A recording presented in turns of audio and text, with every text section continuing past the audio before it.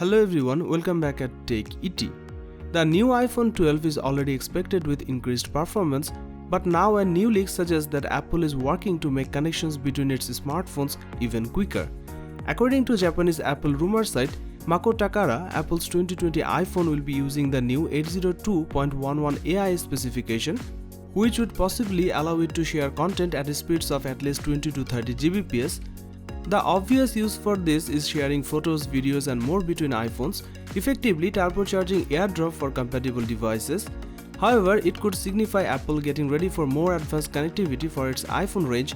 In theory, it could help create instant connections between smart glasses or VR headset. But I think it will be more like the VR headset thing because Apple has long been cool on the possibility of launching virtual reality hardware for the iPhone. This extra speed sits alongside recent rumors that the iPhone 12 will have another RAM boost alongside the new A14 Bionic chipset. The bigger question is whether Apple is likely to launch a 5G iPhone 12, which seems to be predicted on whether the US has a large enough 5G network in operation by the time. With respect to 5G, I think we are in the early innings of its deployment on global basis, Tim Cook said during Apple's latest earnings call when asked about a potential iPhone 5G.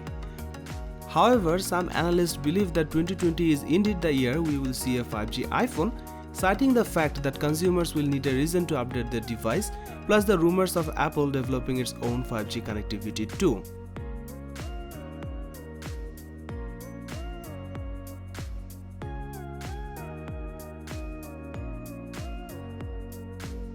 Well, that's all for now. Thank you for watching this video and don't forget to subscribe this channel to get more updates. Till the next time.